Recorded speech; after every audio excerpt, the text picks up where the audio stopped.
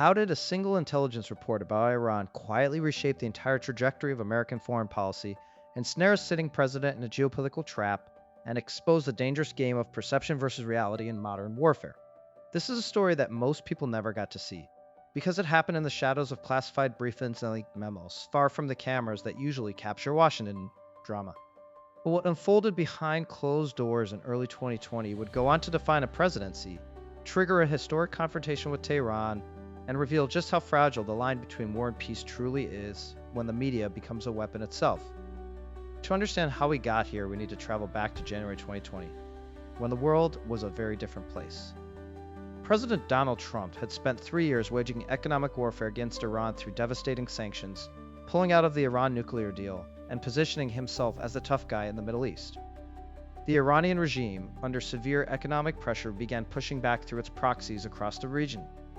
Tensions were already simmering when an intelligence report landed on the desks of senior White House officials that would change everything. The document claimed with what appeared to be high confidence that Iran was secretly accelerating its nuclear program in violation of the JCPOA agreement, that they were moving enrichment equipment to covert facilities, and that the regime was within months of breakout capacity. This was exactly the kind of intelligence that Trump had been waiting for. It validated everything he had said about the nuclear deal being a disaster, and it gave him the justification he needed to take stronger action. But there was a problem, and it was a big one. Multiple independent analysts within the intelligence community raised serious red flags about the sourcing and the reliability of the most damning claims in that report. Some of the satellite imagery was ambiguous at best. Some of the human intelligence came from sources with questionable track records, and some of the most alarming assertions simply could not be independently verified. But by the time these doubts made their way through the bureaucracy, the narrative had already been set.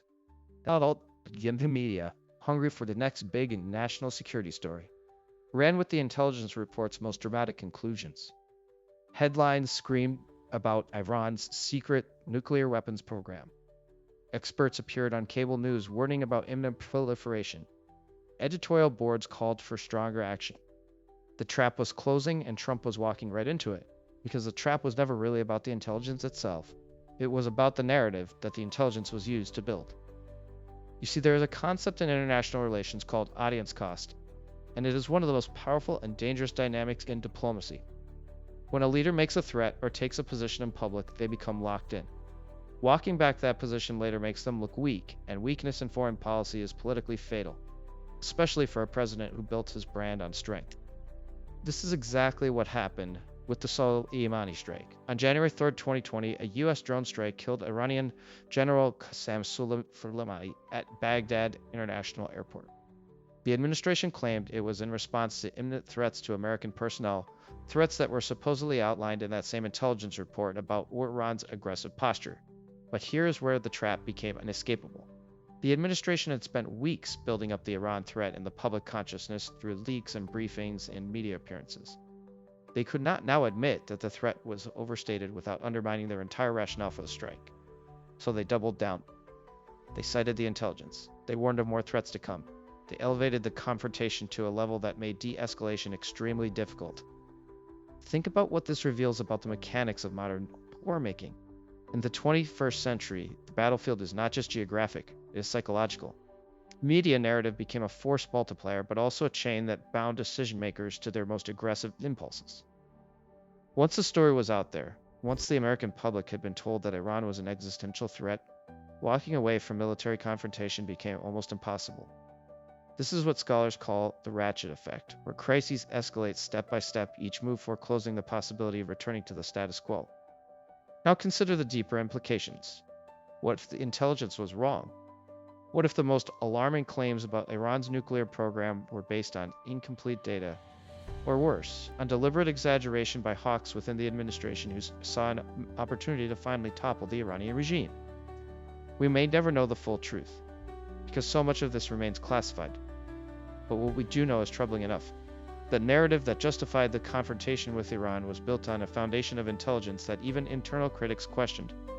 And that narrative was amplified by a media ecosystem that rarely pauses to ask whether the next big threat story is actually true. This pattern is not unique to the Trump administration, by the way. Every presidency in recent memory has used intelligence selectively to build public support for foreign policy moves. The Iraq War remains the most infamous example, where intelligence about weapons of mass destruction was presented as certainty and used to justify $1 trillion invasion that destabilized an entire region. The Iran narrative trap is a reminder that the same machinery of perception management is always operating, always looking for the next threat to amplify, always searching for the next opportunity to lock leaders into irreversible decisions. So, what does this tell us about the future? It tells us that in an era of viral headlines and 30-second news cycles, the truth is the first casualty, and the narrative is the real weapon.